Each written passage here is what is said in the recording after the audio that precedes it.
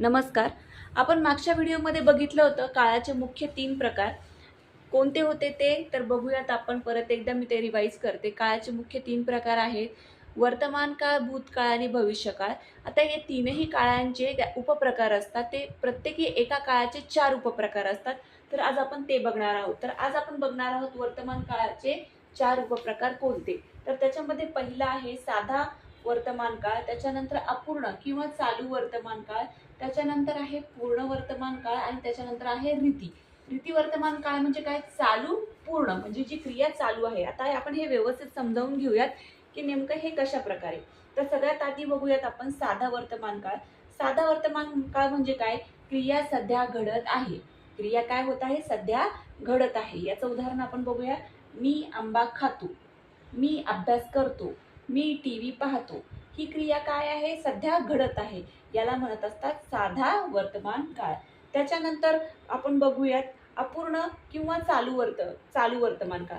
अपूर्ण म्हणजे जी क्रिया घडत आहे आणि ती चालू पण आहे. तर जसं क्रिया वर्तमान काळामध्ये कशी आहे? चालू आहे. जसं की खात आहे, मी आंबा खात आहे, मी टीव्ही पाहत आहे, मी अभ्यास करत आहे. याला म्हणत असतात अपूर्ण किंवा चालू वर्तमान काळ. आता एक नंतर पुढचं आपण बघूयात ते आहे पूर्ण वर्तमान काळ. पूर्ण वर्तमान काळ म्हणजे काय?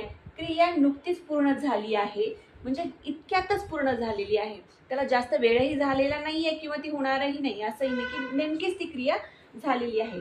जसे की मी आंबा खाल्ला आहे, मी अभ्यास केला आहे, मी टीव्ही पाहिला आहे. म्हणजे इतक्यातच ती पूर्ण क्रिया जी काही आहे ती पूर्ण झालेली आहे. तिला म्हणत असतात पूर्ण वर्तमान काळ. त्याच्यानंतर बघूयात रीती वर्तमान काळ. रीती वर्तमान काळ म्हणजेच काय? चालू पूर्ण वर्तमान काळ. क्रिया सातत्याने घडत आहे. क्रिया कशी घडत आहे? सातत्याने घडत आहे. त्याच्यामध्ये म्हणजे वेळ गेलेला नाहीये, ती सातत्याने घडते. जसं की खात असतो, मी आंबा खात असतो, मी अभ्यास करत असतो, मी टीव्ही पाहत असतो. ही त्याची उदाहरणं आहेत. तर हे झालं आपलं वर्तमान काळाचे उपप्रकार आपण आज बघितले. आता उद्या आपण भूतकाळाचे उपप्रकार बघणार आहोत आणि त्याचे उदाहरणं समजून घेणार आहोत. व्हिडिओ आवडल्यास व्हिडिओला लाईक करा, चॅनलला सबस्क्राईब करा आणि बेल आयकॉनवरती पण क्लिक करा, जेणेकरून असेच माहितीपूर्ण व्हिडिओज तुमच्यापर्यंत पोहोचत राहतील. आणि व्हिडिओ शेअर करायलाही विसरू नका. धन्यवाद.